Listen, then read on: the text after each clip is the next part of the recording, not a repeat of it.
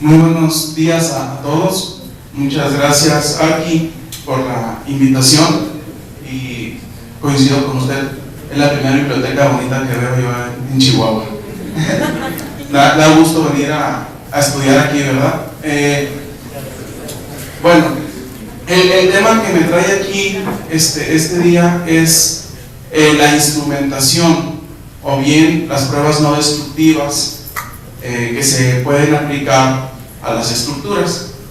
Y también coincido con el arquitecto Pablo, donde decimos que las estructuras son seres vivientes.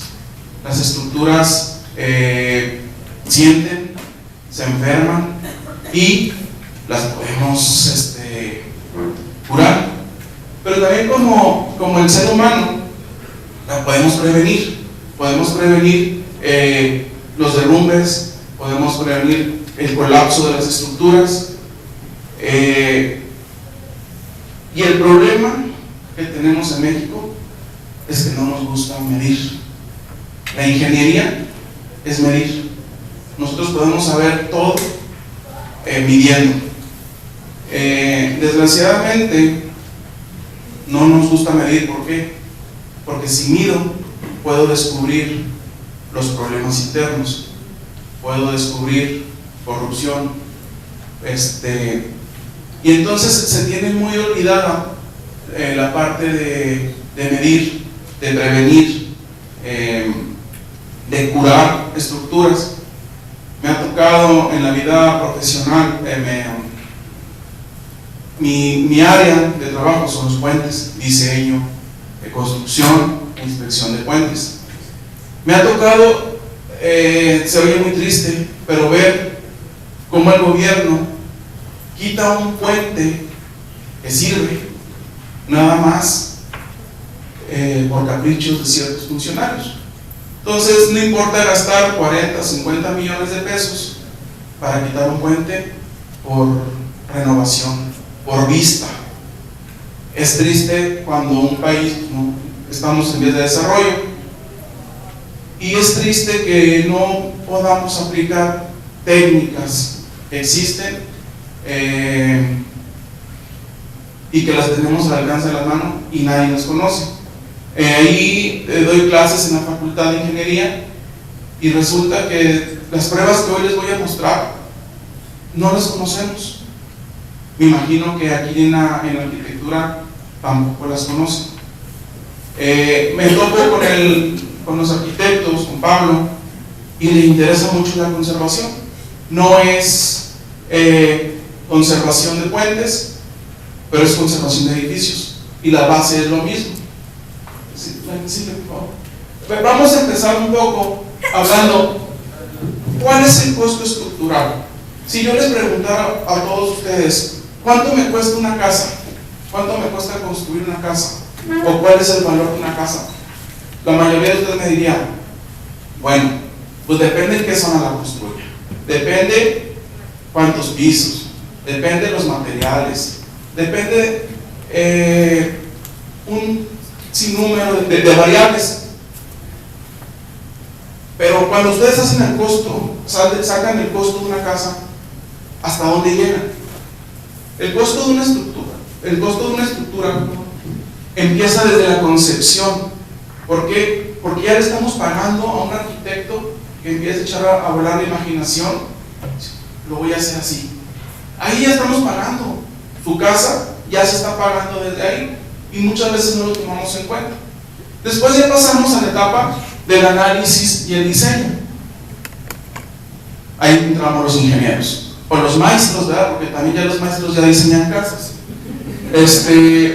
Y entonces empezamos a ver el proceso. Bueno, voy a meter estas estructuras, me va a costar tanto, no me alcanza, está muy caro, voy a meter otro sistema.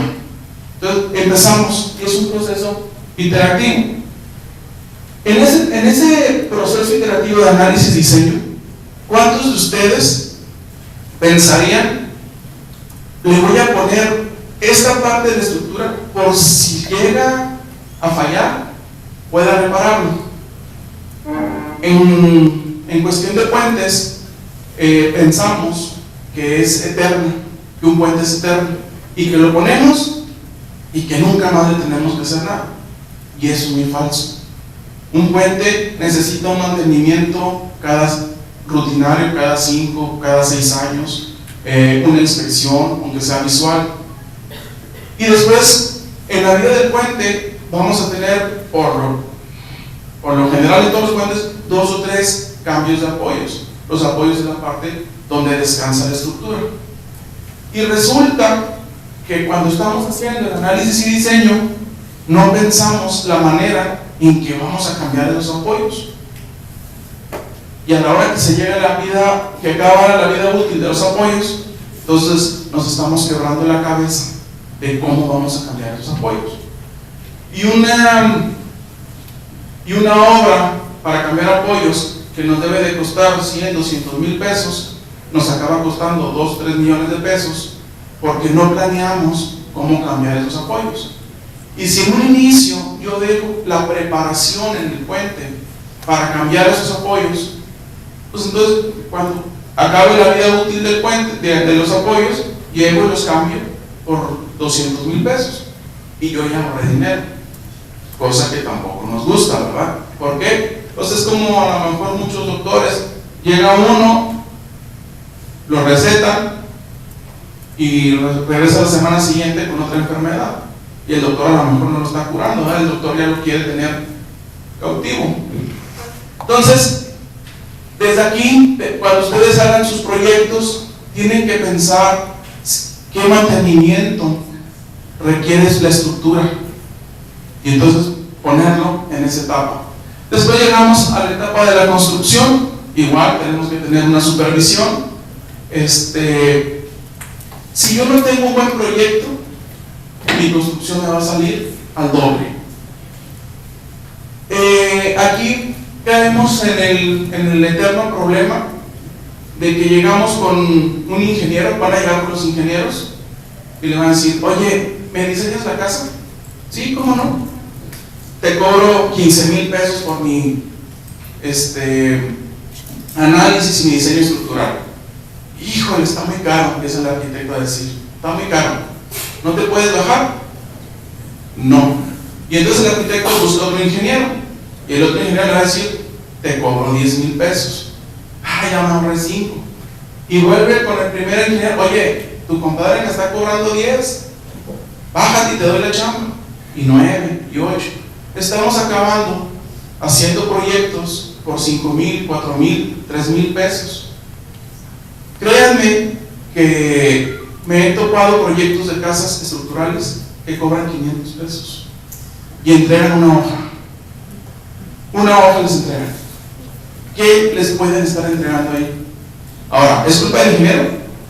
Pues en parte sí, pero también ustedes están buscando eso. ¿Qué les va a entregar el ingeniero? Nada. Se les va a colgar la losa, se les van a caer los muros, las trasas van a estar todas colgadas. Bueno, ya les salió más caro. Después está reparando lo que el ingeniero les cobró 500 pesos. Entonces, hay que pagar los proyectos y hay que exigir por ellos. Y la construcción, créanme que les va a salir más barata. Un proyecto no les va a salir arriba de 20, 30 mil pesos, y las reparaciones y la construcción les va a salir en millones, ¿sí? Entonces, después llegamos a la etapa donde ya está construida la estructura, servicio, que es toda la vida. Y en esa vida de la estructura, pues hay que darle mantenimiento a todas las estructuras. Aquel que diga: esta estructura no requiere mantenimiento, pues está mal, ¿sí? Lo que hacen con los puentes. Yo les preguntaría: si empiezan a ver una gotera en su casa, ¿la dejan? ¿No, verdad? La tapan y ya les quito pintura. Lo mismo son todas las estructuras: templos, edificios, puentes, presas. Y el problema es que durante el servicio, el mantenimiento que se da a las estructuras es cuando ya se va a caer. Hijo, ya se está cayendo, dan mantenimiento. Y el mantenimiento nos sale carísimo. Y entonces satanizamos a la gente que hace conservación. Y la vida útil de una estructura y donde acaba el costo es cuando se demuele o se colapsa la estructura. ¿Sí? Ahí es donde acaba el costo de nuestra estructura. No acaba aquí, ¿sí? Acaba cuando ya la casa se cayó, cuando la estructura se cayó, ahí acaba nuestro costo. Entonces hay que pensar un poquito más a la hora de hacer proyectos, a la hora de hacer construcción, para que dure más. Y me topo aquí con los arquitectos que afortunadamente les interesa mucho la conservación y reparación de las estructuras, cosa que a los ingenieros no nos ha interesado. ¿Sí? ¿La que sí? ¿La que sí, por favor? Para poder entender un poquito las pruebas que les voy a mostrar, son algunas de las pruebas destructivas que podemos aplicar. Tenemos que entender qué tenemos, cuáles son nuestros materiales de construcción. En México nada más conocemos el acero y el concreto, conocemos la madera, pero no la sabemos usar, no tenemos normatividad para usarla, no la podemos usar de una forma estructural, ¿sí? Entonces por eso es que nada más les pongo esos dos materiales, el acero y el concreto. La que sigue, por favor. Vamos a ver el acero, ¿qué es? Pues es una mezcla de hierro con bajos contenidos de carbono. Dependiendo del tipo de acero que queramos usar, va a ser la cantidad de carbono que va a tener el acero. Y ya el acero lo podemos mezclar con los elementos que tenemos ahí: aluminio, cobalto, molibdeno, níquel, silicio, wolframio, niobio, boro, cromo, nitrógeno, plomo, titanio y vanadio. Son de los elementos con los que podemos mezclar el acero. ¿Y para qué los mezclamos? Para cambiar sus características. Si necesitamos más utilidad, si necesitamos más dureza, más tenacidad. Y entonces, ya conociendo y entendiendo cómo está compuesto el acero, podemos entender cuáles son las enfermedades que pueden atacar al acero. La única enfermedad que yo encuentro al acero es la corrosión. Se ha puesto muy de moda, al menos en la ingeniería, el tema de la corrosión.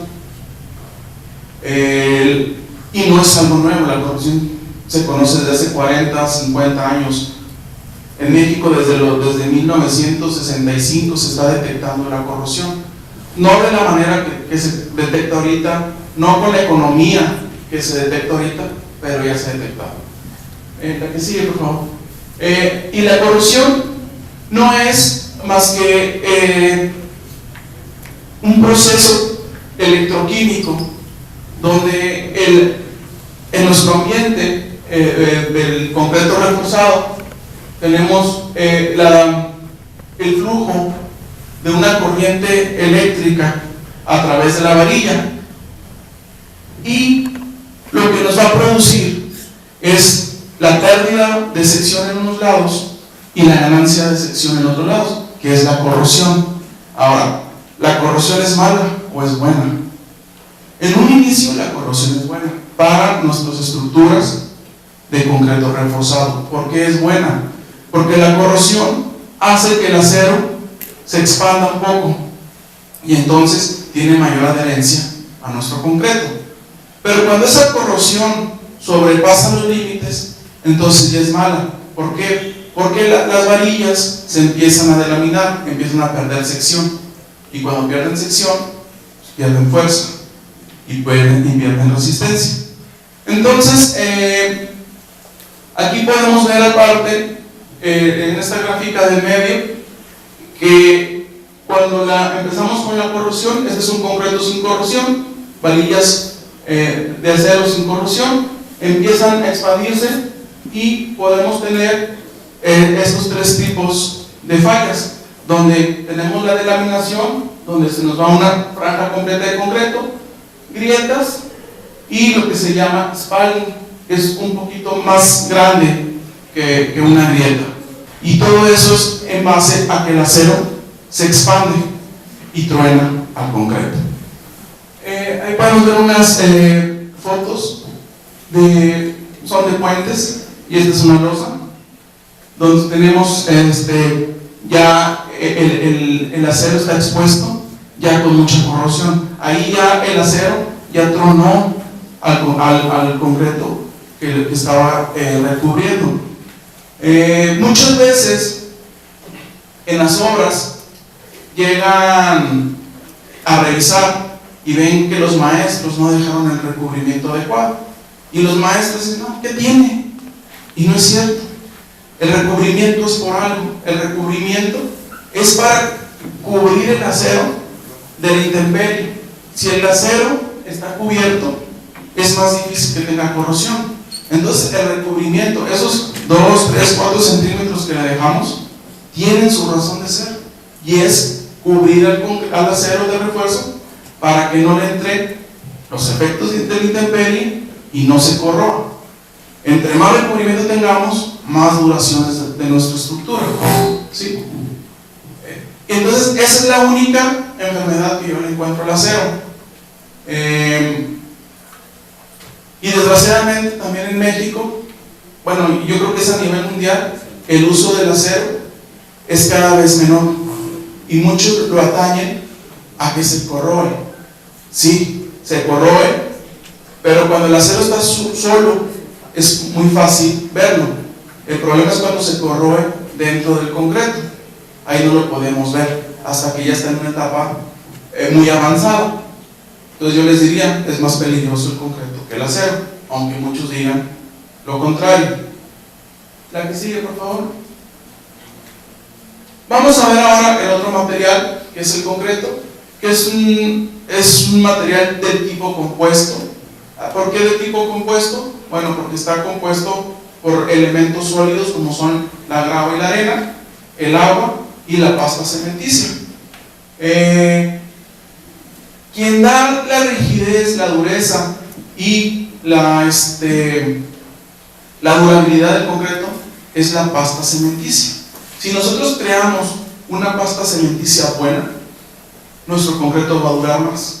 Si nosotros creamos una pasta cementicia mala, y la pasta cementicia va a durar menos. Pues es cómo colocamos nosotros nuestro concreto. Siempre hay que tener cuidado en nuestras obras de cómo se colocan los concretos. No es llegar a aventarlo. Todo tiene una ciencia, todo tiene un procedimiento. Y aquí podemos ver 7 enfermedades que tiene el concreto, ¿sí? Comparada contra una que tenía el acero. Entonces, la que sigue, por favor. El congelamiento y el deshielo. Esto pasa porque el concreto, a la hora que hacemos la mezcla, le quedan poros. Esos poros tienen agua. Si manejamos el concreto en condiciones, en lugares donde haya mucho frío y se pueda congelar el agua que queda dentro del concreto, nos va a tronar, truena, ¿sí?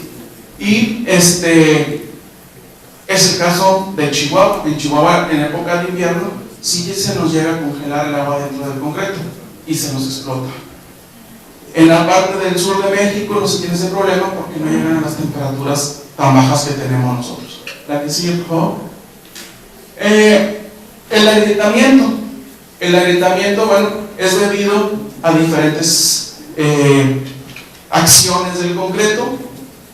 Pueden ser podemos tener grietas por flexión, grietas por cortante, grietas por cortante y flexión y por tensión. Y esas grietas también, como ya lo vimos, pueden ser producidas también por la expansión del acero de refuerzo, ¿sí? O bien por los efectos de temperatura, que es otro de los causantes de las grietas.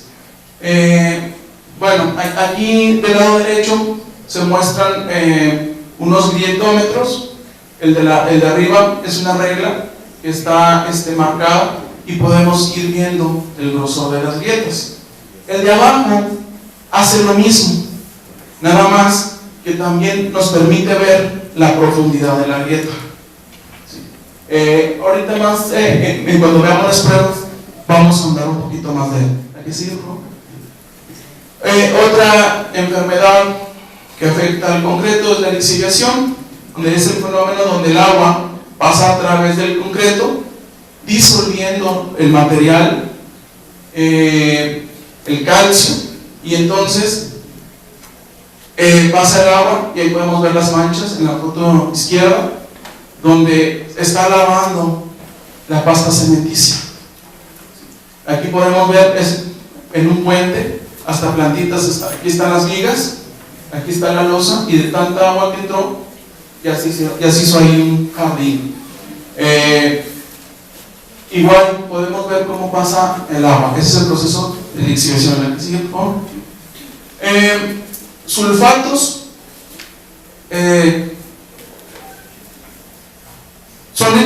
se encuentran en grandes cantidades en la naturaleza, como en los suelos arcillosos, y podemos encontrar también en el agua del mar y en ambientes industriales. El sulfato ataca a la capa pasiva que cubre a las varillas, ¿sí? Entonces, pero penetra a través del concreto y se puede cristalizar, y se forma este tipo de cristales en el concreto, que también hace que se expanda y truene. ¿Claro que sí? Los cloruros, ¿dónde los podemos encontrar? En el agua y en los materiales, ¿sí? Esos cloruros ya vienen inertes a nuestros materiales y al agua que usamos para nuestro concreto. Igual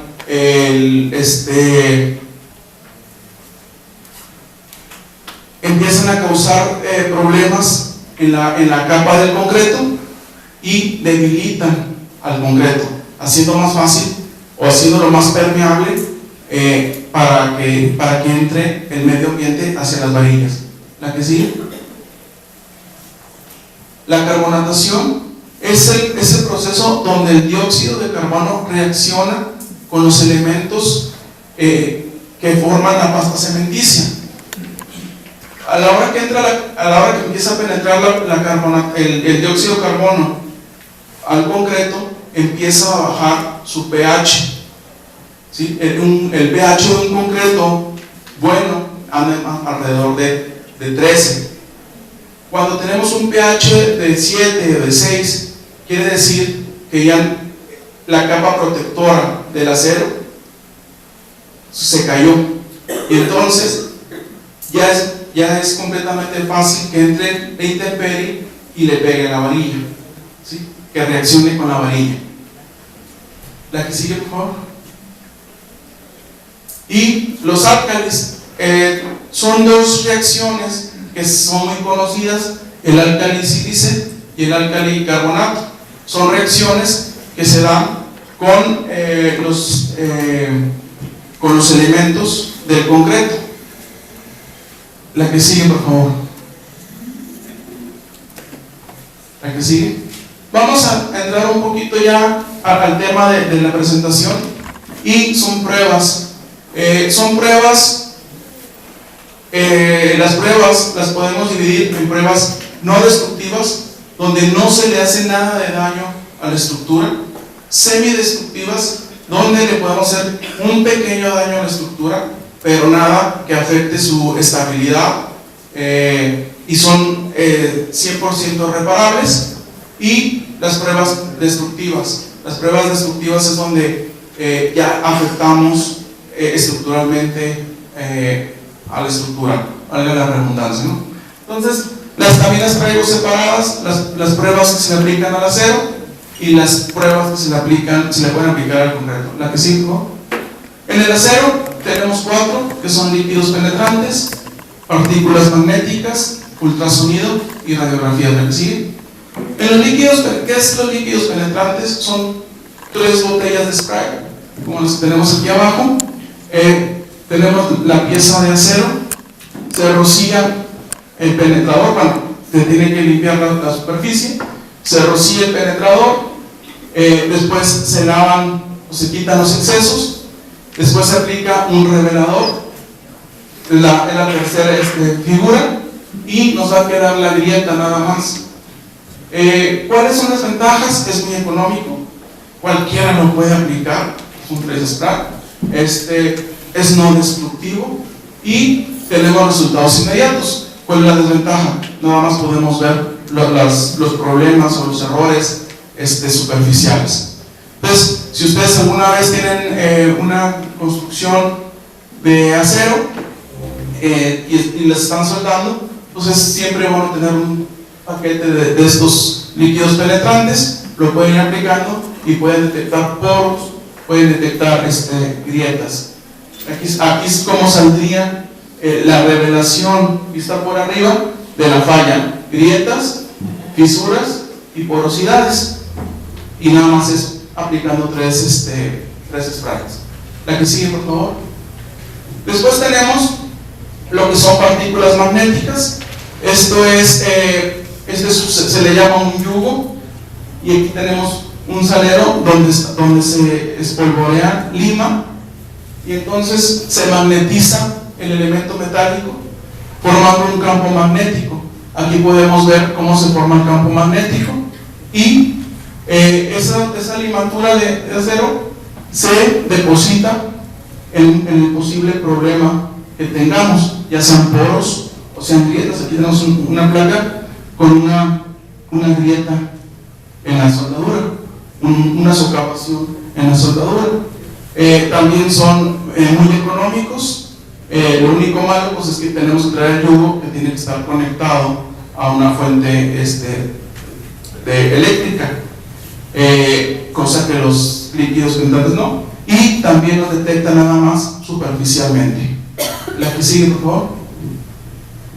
Tenemos el ultrasonido, que es un aparatito como el que ven ahí arriba, con un emisor y un receptor. En este caso tenemos el mismo el emisor y el receptor están en el mismo aparato, y entonces manda una señal ultrasónica y mide el tiempo que tarda en ir la onda y regresar. En base a ese tiempo nosotros podemos sacar posibles defectos. Las ondas que se utilizan para este tipo de pruebas son tres: las de compresión, que son este tipo de ondas donde la onda viaja perpendicular al elemento; las de cortante, que van rebotando en zigzag; y las de superficie, que nada más es una onda que va por arriba. Entonces, esta no es muy recomendable.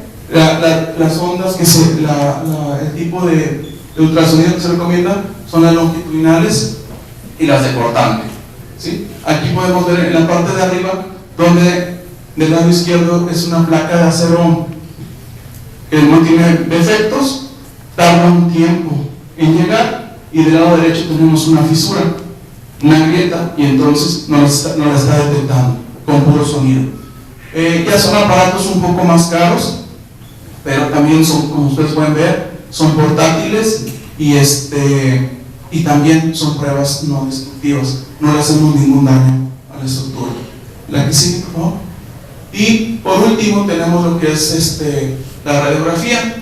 La radiografía se aplica para la soldadura, y pues tenemos un equipo también portátil donde va a emitir los rayos X, rayos gamma, y vamos a tener una placa reveladora, que es la que está aquí abajo, y se van a tomar estas son figuras, estas son placas tomadas a elementos. Aquí nos está detectando que hay porosidad, aquí nos detecta que hay grietas, aquí nos detecta que hay escoria en la soldadura, aquí nos detecta que se quedaron partes de tungsteno en la soldadura, y entonces podemos tener la revisión de nuestras soldaduras. Esto ya es más caro, esto ya tiene que ser alguien especializado, sobre todo para la lectura, ¿no? A lo mejor tomar las placas es cualquier técnico, pero ya la interpretación es lo que lo hace súper difícil, estar calificado como técnico en soldadura. La que sigue, por favor. Vamos a pasar a las pruebas que aplican al concreto. Tenemos pruebas no destructivas, pruebas semidestructivas y pruebas destructivas. La que sigue, por favor. En las pruebas no destructivas, pues tenemos una gran variedad. Si quieren, vamos viendo una por una. La que sigue, por favor. El gritómetro, que ya lo vimos, son reglas graduadas con diferentes espesores y podemos ir viendo el espesor de la grieta. Y como se los decía, esta es la vista por dentro del microscopio, y lo que lo hace especial es que podemos medir la profundidad de la grieta. Entonces yo nada más hace el ancho de la grieta, podemos ver qué profundidad tiene esa grieta. Las reglitas, esas muchas veces se las regala, pero no debe costar más de 50 pesos. Estos están alrededor de $100. Son elementos, son equipos muy baratos que se deberían de tener en cada obra, ¿sí? Y esenciales para poder ir monitoreando cuánto se va abriendo la grieta, ¿sí? En una forma muy económica. La que sigue. Tenemos el esclerómetro. Muchos de aquí me van a decir que estoy loco, pero esto es basura. Esto no confíen en él. Existe y se hacen peritajes en base a esto, pero esto no sirve. ¿Por qué no sirve? Nos da un error aproximado del 25% comparado si sacamos un núcleo de concreto. No podemos asegurar, en un juicio no podríamos ganarlo si usamos el esclerómetro, ¿sí? Y desgraciadamente la mayoría de los ingenieros y de los arquitectos lo usan como si fuera un dios, el esclerómetro. Aquí tenemos en la parte de arriba es cómo funciona. Es un resorte con un peso, y entonces se va presionando hacia la superficie, y cuando llega a cierta parte, cuando llega a cierto tope, bota el peso y va a dar una lectura. Aquí se puede ver la lectura, y esa lectura está correlacionada con unas gráficas que trae el esclerómetro. Y con eso nos dice, o podemos sacar, que el concreto tiene una resistencia de 200-250. Pero si nos vamos a la literatura sobre el esclerómetro, pues vemos que podemos traer un error hasta del 30%, ¿sí? Entonces no nos va a servir. ¿Y por qué no nos va a servir? Porque ¿qué pasa si yo el esclerómetro lo apunto directamente a una grava? Me va a medir la resistencia de la grava, no del concreto. ¿O qué pasa si en vez de una grava me quedó un hueco en el concreto? No lo vibré bien y me quedó un hueco. Pues voy a medir la resistencia nada más de ese pedacito, no estoy midiendo la resistencia del concreto. ¿Qué pasa si la textura de mi pared es rugosa? Pues no va a ser paralelo el esclerómetro al elemento, y entonces con los grados nos va a cambiar el cómo rebota el peso, ¿sí? O bien, ¿cómo vamos a detectar, cómo vamos a saber si medimos el yeso sobre el yeso y no medimos sobre el concreto? ¿Cuál es la resistencia del concreto? Estamos midiendo la resistencia del yeso. ¿Para qué nos sirve? Bueno, podemos de primera mano sí podemos ir detectando si tenemos ciertas fallas en el concreto, pero no podemos garantizar la resistencia de un concreto en base al esclerómetro. ¿La que sigue? Detector de varillas. Aquí también pues hay de todos los precios, así de todos colores y sabores. Aquí tenemos algunas imágenes. ¿Y para qué nos sirve? Para ir detectando las varillas, ¿dónde están? ¿Para qué? Si tenemos que sacar un corazón, pues no sacarlo con varillas, no pegar, no ir a cortar varillas. Hay unos que sí nos dan la profundidad a la cual está la varilla y el diámetro de la varilla, haciendo varias lecturas. No hay ningún lector de varillas, ningún para detectar varillas, ningún detector de varillas que nos lo dé así a primera vista. O sea, lo ponemos y no, es la varilla del número 3 a 5 centímetros. No hay ninguno. Tenemos que hacer cierto procedimiento y en base a eso sí ya se acerca mucho a los valores reales. La que sigue, por favor. Esta es en base a puro sonido. Podemos ver la fotografía de arriba a la izquierda, son cadenas.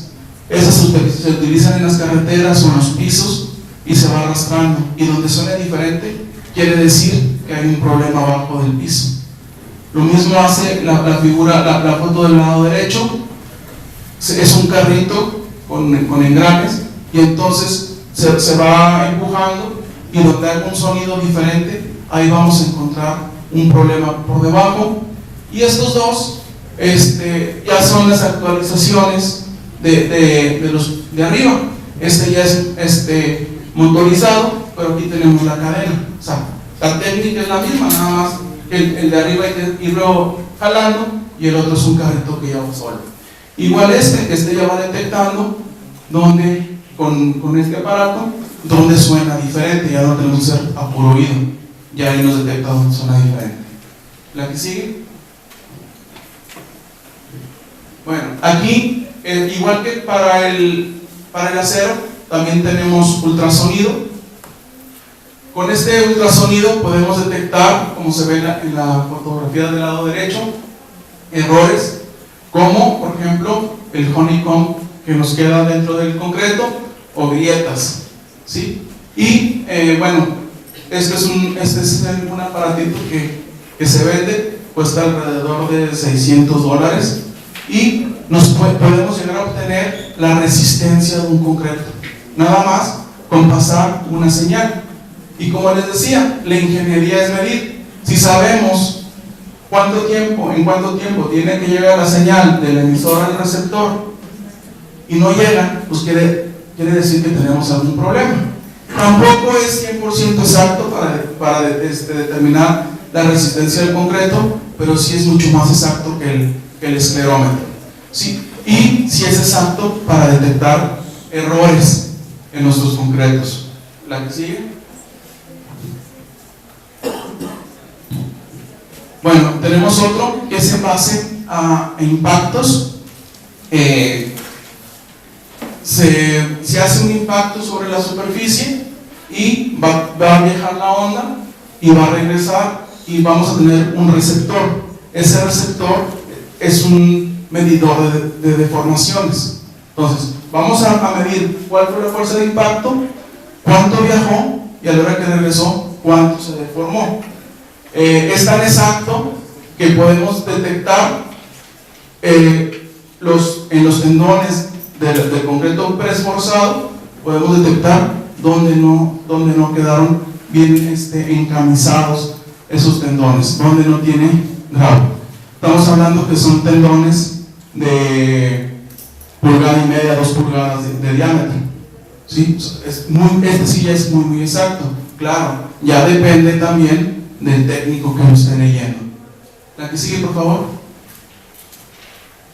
Este es a través también de impulsos. Aquí estamos viendo muy parecido al anterior.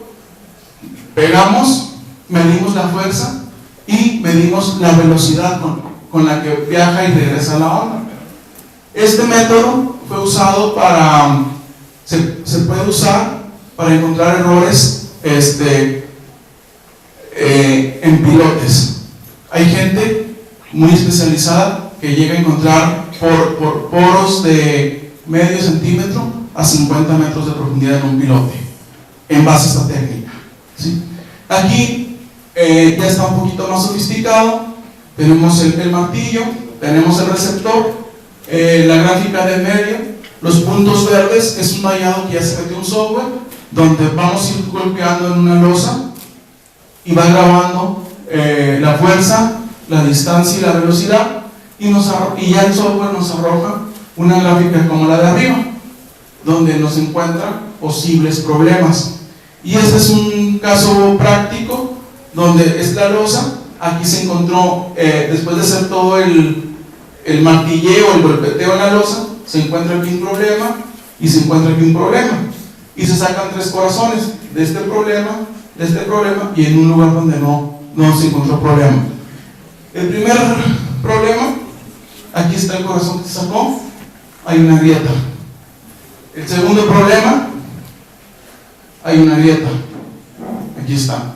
Y el tercero, donde no había problema, sale el corazón completo, ¿sí? Entonces es un aparato bastante exacto, fácil de usar, y ya ahorita con el software muy fácil de entender. Tampoco es caro. Este aparato lo voy a vender en $4,000 más o menos. El que sigue, por favor. Esto es lo mejor que hay para ver el concreto. Esto es en base a ultrasonido, pero aquí la figura de arriba, estos son los puntos de donde salen el ultrasonido, donde sale la onda, pero también son receptores. Entonces este manda y rebota y todos los demás reciben. Este manda y todos los demás reciben. Y gracias a un software podemos ir agarrando todas estas gráficas que son planas, nos las podemos llevar a 3 dimensiones.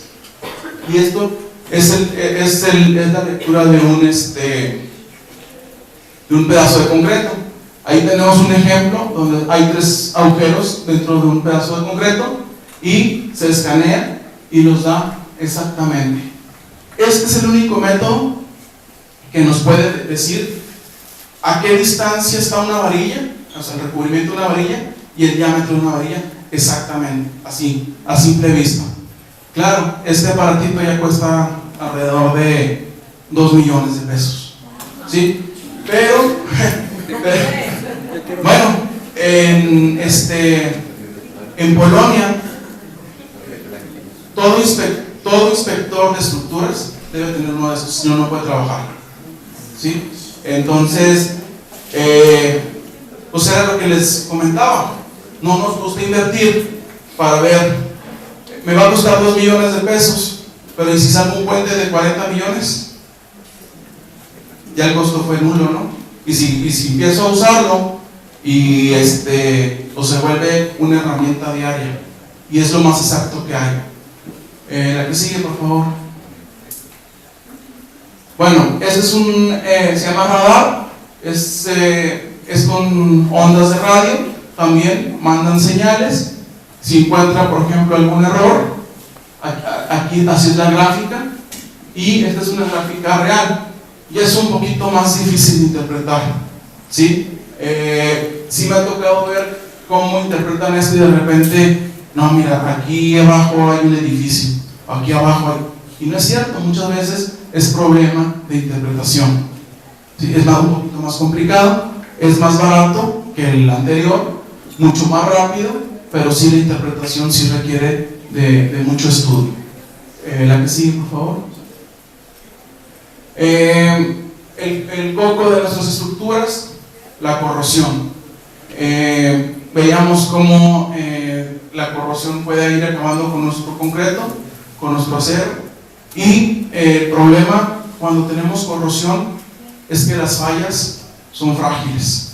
O sea, empieza a acabar con el acero de refuerzo y nuestra estructura va a colapsar. Esta es se llama media celda, que por lo general son de cobre o de plata. Aquí está el cobre, la celda de cobre o plata. Se conecta a la varilla, una parte sana de la varilla, y se va sacando la diferencia de potencial eléctrico.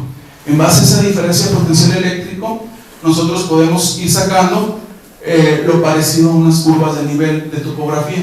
sacamos unas curvas de potencia eléctrica y podemos determinar en dónde ya existe cierto grado de corrosión. Si yo detecto dónde existe cierto grado de corrosión, puedo arreglarlo antes de que avance. El aparato cuesta alrededor de $1000, o sea, no es caro. Y es nada más ir colocando la probeta sobre una losa, sobre una trave, sobre un muro. ¿La que sigue? Bueno, ahora nos vamos a las pruebas semidestructivas. ¿La que sigue, por favor? Tenemos esto que se llama pull-out test. Esto es el equivalente a sacar corazones. Nos da una variación con una sacada de un corazón de alrededor del 2%. ¿Y cuál es la técnica? Es dejar o poner un inserto, que es un elemento que aquí se pone cuando se está haciendo el colado, nada más se coloca. Y si queremos saber cuál es la resistencia del concreto a los 3 días, nada más llegamos y con la prensa hidráulica que está ahí arriba, sacamos. Es una prueba donde sacamos la capacidad de compresión del concreto en base a una fuerza de tensión. Aquí está la teoría, donde nosotros con la prensa hidráulica empujamos aquí sobre ese anillo y jalamos el inserto, y lo que va a hacer el inserto tiende a crear esta falla. Esta es una vista termodinámica de la falla y se puede ver exactamente cómo falla, igual que la hipótesis, igual que la teoría, ¿sí? Y lo único que se le quita al concreto es un diámetro de 5 centímetros y 3 centímetros de profundidad, y nos da muy parecido a sacar un corazón, donde cuando sacamos corazones ya es una prueba destructiva, tiene que ser de 2 o de 3 pulgadas de diámetro. Cuando lo sacamos tenemos que llevar al laboratorio ese corazón y tenemos resultados a lo mejor en 4 o 5 días. Aquí con esta prueba se tienen resultados en 5 minutos. Y tampoco es muy caro el aparato. La que sigue, por favor. La otra es pull-off y esta es pull-out. ¿Para qué nos sirve esta prueba? Se empezó a dar mucho que el refuerzo con fibras de carbono, y si ustedes tenían un problema y querían meter fibras de carbono, iban a Sika y decían: véndame fibra de carbono, y Sika se los vendía sin que ustedes estuvieran preparados para colocar. Y resulta pues que no aguantaba. ¿Y por qué no aguantaba?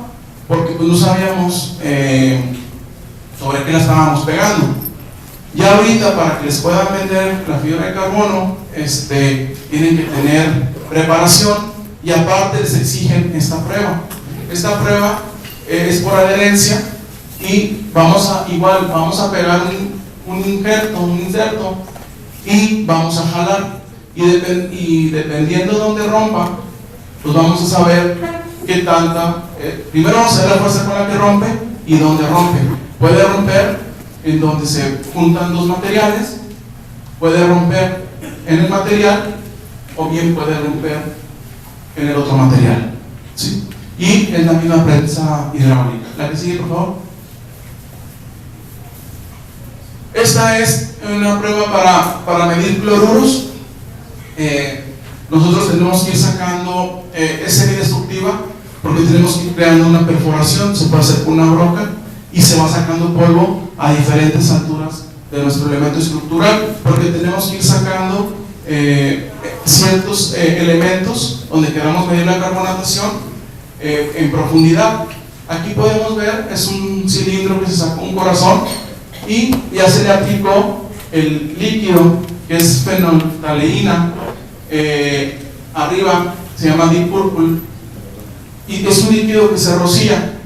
A la hora que lo rociamos, Lo que se pone rosa quiere decir que está arriba de 10, de un pH de 10, y lo que no se pinta quiere decir que está abajo de 10, que quiere decir que ya tenemos carbonatación.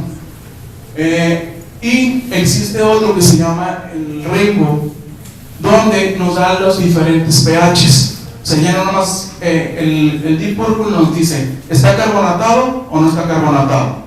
El rainbow nos dice qué tan carbonatado está. Y eso es esta figura.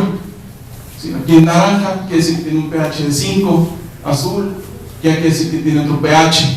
¿Sí? Y acá abajo, pues esta parte está carbonatada, esta parte no está carbonatada, esta parte está carbonatada, esta parte está carbonatada.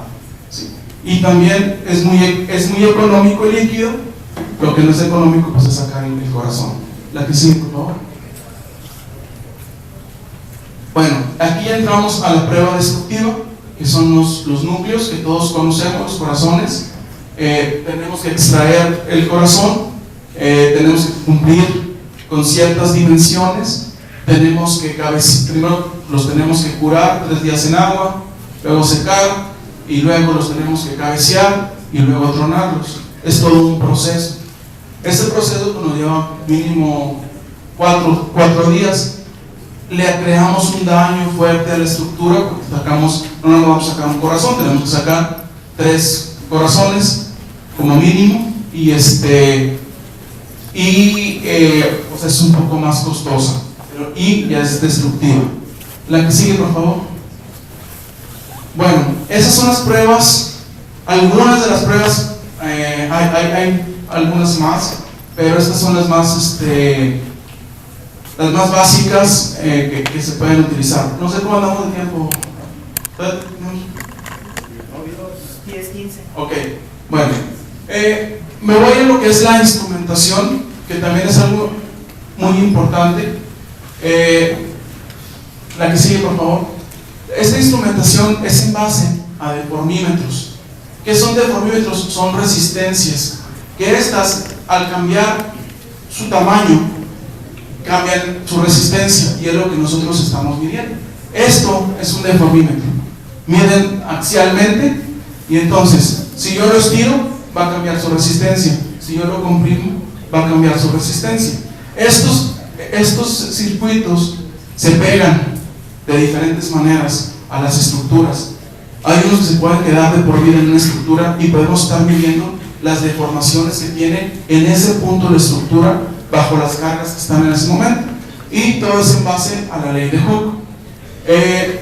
Si yo conozco el modo de elasticidad de nuestra estructura y conozco la deformación unitaria, yo puedo conocer a qué esfuerzo está en ese momento la estructura, y es lo que nosotros vamos a hacer. Vamos a medir las deformaciones. Yo ya conozco el modo de elasticidad, y entonces yo sé qué esfuerzo está mi estructura en ese momento. La que sigue, por favor. Estas son diferentes formas de los strain gauge, deformímetros o galgas, como lo llaman los españoles. Todos miden en dirección axial, pero los tenemos de diferentes formas, tamaños.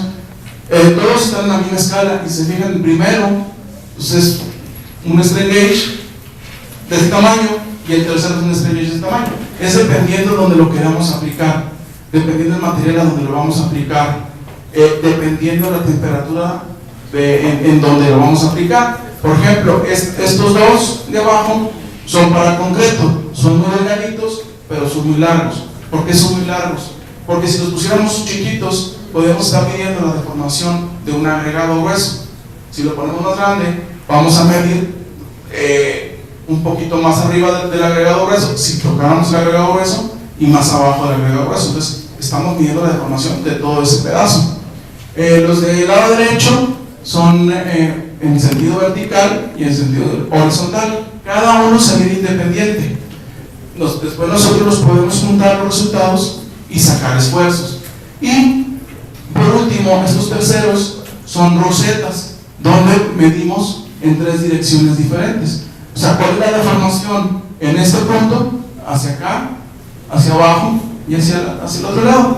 Y en base a esas deformaciones, nosotros podemos sacar los esfuerzos a los que está sujeto estructura. Estos de acá abajo son unas rosetas que tienen un agujero en medio y son para hacer mediciones de esfuerzos residuales. Los esfuerzos residuales son esfuerzos que se forman en los elementos por el traslado de los elementos, por su proceso de fabricación, como puede ser, si yo voy a soldar unas placas de acero, pues les voy a crear esfuerzos, y esos esfuerzos no los consideramos en ningún cálculo. Entonces yo los puedo medir con estos elementos. La que sigue, por favor. Las etapas de la instrumentación, quiero decirles que son elementos tan delicados que con la simple grasa de nuestros dedos ya los echamos a perder. Por eso hay unos que vienen, se llaman encapsulados, vienen protegidos, donde es un poquito más fácil manejarlos. Estas son las etapas básicas para poder hacer la instrumentación: lo que es la limpieza, la colocación de los strain gauge, la adhesión. Tenemos diferentes pegamentos, incluso hay unos que son, cuando tenemos acero, se pueden soldar y quedan de por vida. El cableado, la protección del deformímetro y la toma de mediciones. La que sigue, por favor. Esta es la limpieza, se tiene que hacer con mucho cuidado. No lo podemos hacer muchas veces, no podemos meter ahí máquinas. ¿Por qué? Porque nos rasparían toda la superficie, y si nos raspa la superficie, el strain gauge se pegaría en una superficie ondulada y no nos mediría correctamente. La que sigue, por favor. La orientación y colocación es muy importante, porque lo que nosotros vamos a medir es en el sentido de estas dos flechas. Si nosotros queremos medir la deformación vertical y mi strain gauge queda un poco inclinado, yo no voy a medir la deformación vertical, voy a medir la medición va a ser basada en un ángulo. Entonces hay que tener mucho cuidado cuando los coloquemos. ¿La que sigue, por favor? Estos son los strain gauge, les digo, son soldables, quedan pegados y quedan soldados de por vida. O sea, una estructura de acero yo la puedo estar monitoreando 24 horas, 365 días del año. La que sigue, por favor. Bueno, aquí se checa que los strain gauge, a la hora después de ser pegados, no se encuentren en cortocircuito, que no vayamos a haberlos dañado a la hora de manejarlos. La que sigue, por favor. El cableado es muy importante, porque el cable se vuelve antena. Entonces, si estamos, por ejemplo, enseguida de un transformador, tenemos que poner cable blindado. Si no, el transformador nos va a afectar las mediciones que se tengan a la hora de estar midiendo las deformaciones. Bueno, aquí en el caso mío, tengo estos dos tipos de escáner. El escáner que está en la foto izquierda, ese aparato le puedo meter 16 deformímetros, y cada uno me puede hacer lecturas de 10.000 lecturas por segundo, o leer 10.000 lecturas por segundo, lo que se vuelve lecturas dinámicas.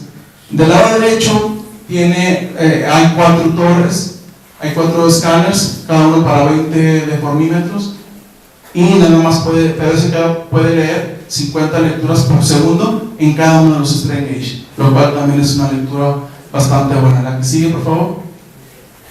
Y esto es lo que nos registra, esto es lo que estamos tomando. Esto fue una prueba de un puente.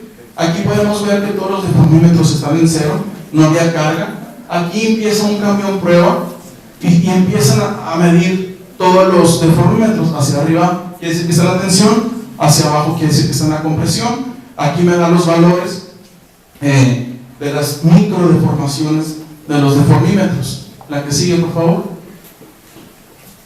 Estos son los puentes que se midieron, son armaduras espaciales y se les pegaron 100 strain gauge cada uno de ellos. ¿La que sigue?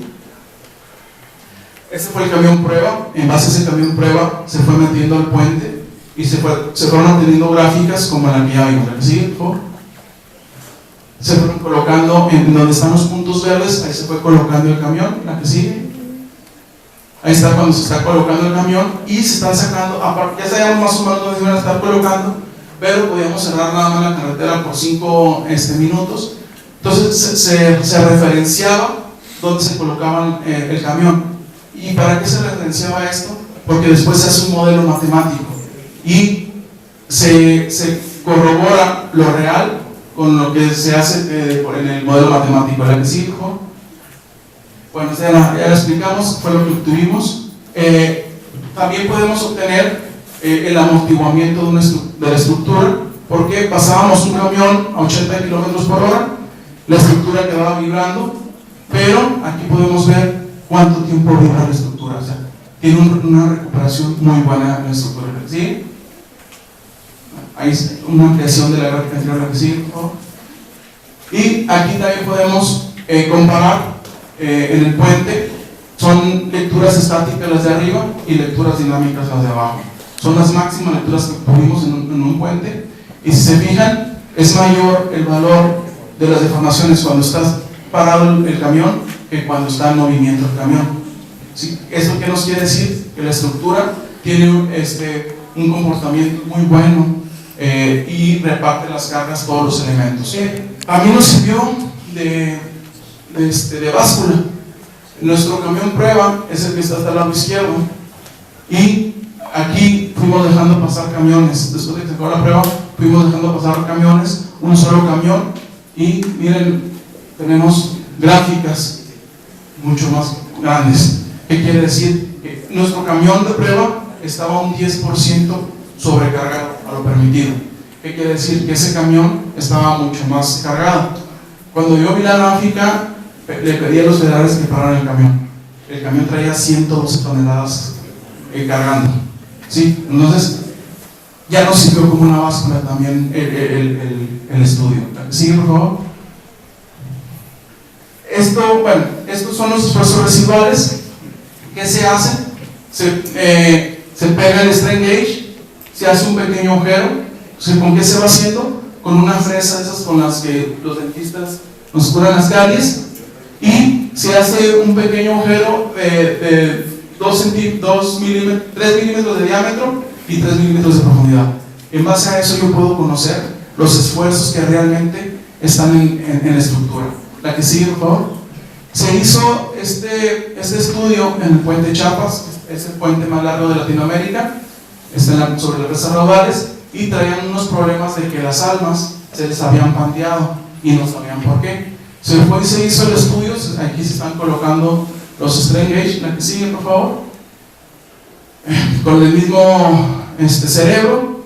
Ahí tenemos el aparato con el que fue perforando el acero, y se perforan 2 milímetros así, pero esos 2 milímetros se tienen que perforar en 12 pasos. Entonces son micras lo que va avanzando la aguja, la fresa. La que sigue, por favor. Así es como queda, ¿sí? El agujerito. O sea, no se le hace daño a la estructura. Y son strain gauge, son rosetas donde estamos midiendo la deformación en 3 sentidos, y en base a eso nosotros sacamos las deformaciones en esos 3 lados y sacamos los esfuerzos. Y en base a un software podemos sacar los esfuerzos residuales. Aquí encontramos que las placas de acero estaban a un esfuerzo de 5.000 kilogramos por centímetro cuadrado, cuando el FI es de 3.500, o sea, ya había pasado el FI. Y lo que pasó es que a la hora que estaban calentando para soldar, cambiaron la estructura química del acero y lo hicieron muy resistente a la tensión, pero muy frágil a la fricción. Por eso es que se les estaban haciendo unas panzas a las almas. La que sigue, por favor. Y esas son las medidas, son 12 pasos, donde cada vez que va avanzando la fresa va haciendo mediciones, y en base a esto nosotros sacamos los resultados de los esfuerzos residuales. La que sigue, por favor. Esta es una instrumentación, no nada más en un puente, es una columna de un puente peatonal. La gente decía que vibraba mucho, y aquí le aplicamos un acelerómetro, 2 mediciones de deformaciones y 2 medidores de desplazamientos. O sea, instrumentamos la columna, tomamos medidas durante todo el día, y resulta que solo que si subiera una persona y brincara nos detectaba el movimiento, pero en sí la estructura era muy estable. La que sigue, por favor. Ahí están lo que obtuvimos. Esta no se ve, estos son de los del acelerógrafo, estos son de las el áreas de las deformaciones y este de los desplazamientos. Si obtuvimos desplazamientos, obtuvimos 4 milímetros, pero fue cuando le empezó a pegar el sol a la columna, se empezó a dilatar la columna y pudimos, pero mínimo. La que sigue, por favor. Este es un modelo ya matemático en este elemento finito, donde estas son las frecuencias medidas realmente y estas son las frecuencias obtenidas a través de un modelo un modelo matemático finito. Aquí tenemos que la primera frecuencia nos da de 11, la segunda nos da alrededor de 28 y la tercera, este es 20, de 20 más o menos, y esta de 28. Las frecuencias en el modelo matemático nos dieron de 11, 18 y 28. O sea, el modelo matemático coincidió con lo que medimos en la realidad. La que sigue, por favor. La que sigue. Y rápido, la que sigue. Esta es modelación. Es a lo que se tiene que llegar. Nosotros ya hicimos lecturas reales y podemos modelar en 3 dimensiones con el elemento finito. Yo sé que ahorita está muy de moda lo que es el BIM, también está para las estructuras, lo que es el BIM, está entrando ahorita y es la moda. Esto lo hice yo hace 15 años, ¿sí? Primero se hizo el modelo matemático y luego se construyó. Esto está hecho en base a los planos arquitectónicos, se hace todo el modelo matemático en base a un mallado de placas y sólidos, y pues les pongo la comparación porque quedó muy parecido. La que sigue es la otra vista, la que sigue es por la parte de atrás donde estamos modelando ventanas, y esto ya es resultados, nos da resultados exactos. Por ejemplo, yo veo que en las ventanas tengo mayores esfuerzos. ¿Qué va a pasar? Que yo no tengo que reforzar toda mi pared, tengo que reforzar en el lado de mis ventanas. ¿Sí? La que sigue, por favor. Ahí podemos ver los resultados de los esfuerzos. La que sigue. Este es un modelo de un puente de mi tesis doctoral. Aquí estamos hablando que tenemos más de 100.000 elementos tipo placa. Entonces esto nos ayudó para economizar mucho material. ¿Por qué? Porque nada más reforzábamos donde teníamos los esfuerzos más críticos. La que sigue, por favor. Este primer modelo que se hizo es en base aquí lo bonito de este modelo es que metemos elementos placa, elementos viga y elementos sólidos. Conjugamos los 3 tipos de elementos finitos y sacamos un modelo que es mucho más rápido de analizar que el anterior. La computadora me lo analiza en 10 minutos, el anterior me tardaba 3 horas en analizarlo. Lo que sigue, por favor. Y este es el puente como quedó. Bueno, este es mi último bebé grande. Este puente, haciendo un poquito de gol, se construyó en la sierra, en la Huasteca Potosina. Es un arco de un claro de 55 metros, tiene 15 metros de altura de la parte de arriba del agua, del nivel del agua, y se construyó sin usar una sola grúa. El costo del puente original, del proyecto que querían originalmente era de 50 millones y nosotros lo podemos construir sin usar grúas en 25 millones. O sea, le ahorramos al país 25 millones de pesos. La que sigue, por favor. Otro modelo matemático en 3 dimensiones, estructuras espaciales. Y tenemos ya el puente construido del lado derecho. La que sigue. Un puente peatonal. También es un modelo matemático y hecho con un programa donde nos da renders. La que sigue, por favor. Este fue un cálculo para un auditorio en Cuernavaca. La verdad es que cuando nos hablaron y me siento con el arquitecto, le digo, bueno, sí te hago el modelo, pero explícame cómo hiciste las curvas. No, las hice a mano. Y se modelaron. Lo que él hizo a mano se modeló.